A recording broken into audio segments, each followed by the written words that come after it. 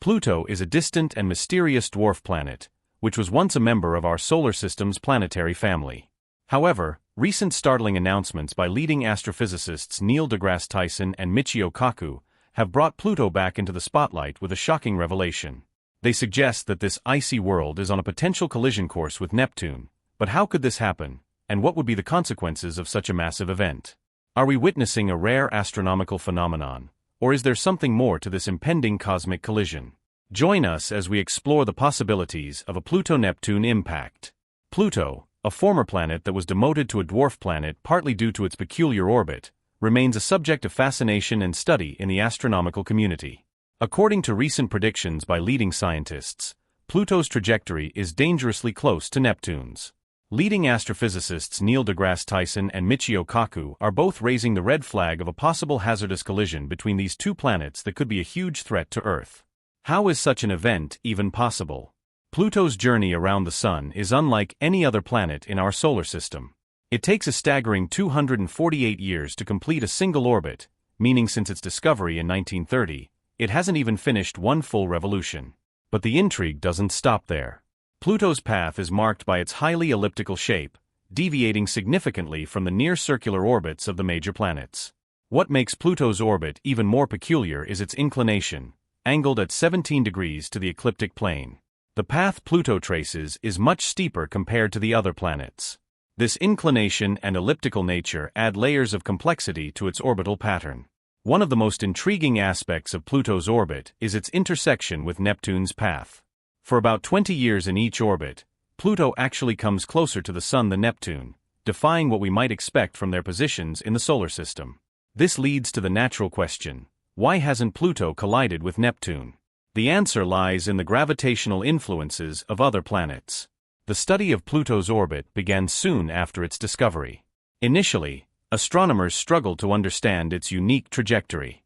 Unlike the other planets, whose orbits lie relatively close to the ecliptic plane, Pluto's path stood out with its steep inclination and elliptical shape. The mystery deepened with the realization that Pluto's orbit actually crosses Neptune's. The stability of Pluto's orbit amidst these complexities is proof of the complexities of space mechanics. The three-body problem in space is about figuring out how three things in space, like Pluto, Neptune, and the Sun, move and affect each other with their gravity. It's like trying to predict where they will go based on where they start and how they pull on each other. In Pluto's case, this problem shows how its path, Neptune's path, and the Sun's gravity all work together in a complex way. The terms azimuthal libration and latitude libration, along with the VZK oscillation, are part of this puzzle. According to astrophysicists, what's keeping all planets in their orbits is azimuthal libration. In the context of Pluto and Neptune, this term means that whenever Pluto crosses Neptune's orbit, it's positioned at least 90 degrees away from Neptune. This spatial separation is crucial in preventing their paths from colliding. Latitude libration, on the other hand, refers to the vertical movement of a celestial body in its orbit. For Pluto, this means that when it comes closest to Neptune or any other giant planet, it's situated significantly above their orbital plane, providing an additional layer of protection from potential collisions. Another crucial component in this equation is the VZK oscillation, named after three scientists, von Zeipel, Lidov, and Kozai, who studied how things move in space. It's about how three space objects, like Pluto, Neptune, and the Sun, pull on each other with their gravity.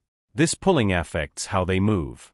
In Pluto's case, VZK helps us understand why its path around the Sun is so unusual. Even though Pluto's path seems all over the place, this oscillation helps keep it moving smoothly for a long time. The VZK oscillation shows that even if things in space seem wild and random, some patterns and rules keep everything in order. All of these components help keep Pluto's orbit stable, making sure it doesn't crash into Neptune or get thrown off course. This three-body problem helps in understanding how these paths change because of the way these space objects pull on each other. Studying this helps us learn about Pluto, our solar system, and distant worlds and their stars. Numerical simulations in the late 1980s revealed that despite these stable properties, Pluto's orbit is technically chaotic, with minor deviations in initial conditions leading to significant differences over millions of years. However, these unique properties of Pluto's orbit have been found to maintain stability over incredibly long time scales, effectively keeping the chaos at bay.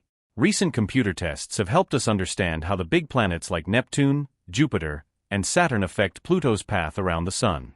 Neptune has a special connection with Pluto, where for every 2 rounds Pluto makes around the Sun, Neptune makes 3. This connection helps keep Pluto's path steady. But Neptune isn't the only one helping. Jupiter's gravity also plays a big part in keeping Pluto's orbit safe and stable, and Saturn helps a bit too. These tests show that Jupiter's gravity alone is strong enough to make sure Pluto stays on a stable path for a really long time, even billions of years. It's like Neptune, Jupiter, and Saturn are all working together to make sure Pluto keeps moving safely in space without running into trouble. These phenomena are essential in the context of the universe for maintaining the order and predictability of space bodies' movements. Without these mechanisms, the solar system as we know it would be a place of much greater chaos and unpredictability. Bodies like Pluto could potentially collide with others or be ejected from their stable paths, leading to a domino effect on other celestial bodies. For Pluto, especially with talks about it possibly crashing into Neptune in the future, understanding its orbit is really important. This gives us a clearer picture of the solar system's dynamic nature. The case of Pluto demonstrates how even the most seemingly unstable orbits can achieve a state of equilibrium through the complex interplay of gravitational forces and orbital mechanics. It also shows the importance of continuous observation and study of these phenomena to better grasp our place in the universe. Exploring the depths of space often leads us to confront the unpredictable nature of celestial bodies, and Pluto's orbit is a prime example of this unpredictability. The concept of orbital chaos, which refers to the sensitive dependence of a celestial body's path on its initial conditions, is vividly illustrated in the case of Pluto. This means that even slight variations in the dwarf planet's position or velocity can significantly change its long-term orbit. Using computer simulations has been super helpful for scientists to figure out how Pluto moves in space. These simulations use tricky math to mimic how Pluto and other space objects like Neptune pull on each other. By changing little details in the simulations, astronomers can see how even small tweaks can make a big difference in where Pluto goes. Back in the late 1980s, these simulations showed something really interesting about Pluto's path. Even though it has things like azimuthal and latitude libration to keep it steady, its orbit can still be pretty wild and unpredictable.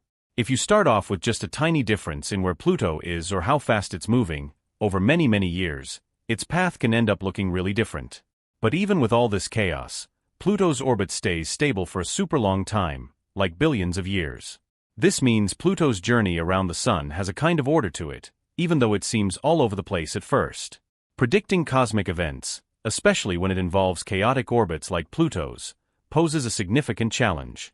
The inherent unpredictability of these systems means that long-term forecasts are often fraught with uncertainties.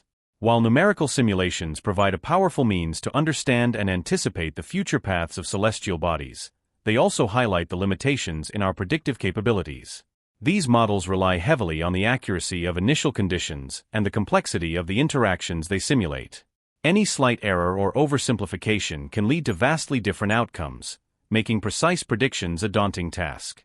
Moreover, the chaotic nature of celestial orbits, like Pluto's, reminds us of the ever-evolving and dynamic nature of the universe. While we have made significant strides in understanding space, the case of Pluto reminds us how our knowledge about the universe still remains limited. Understanding the gravitational influences of the giant planets on Pluto's orbit provides valuable insights into the broader dynamics of the solar system.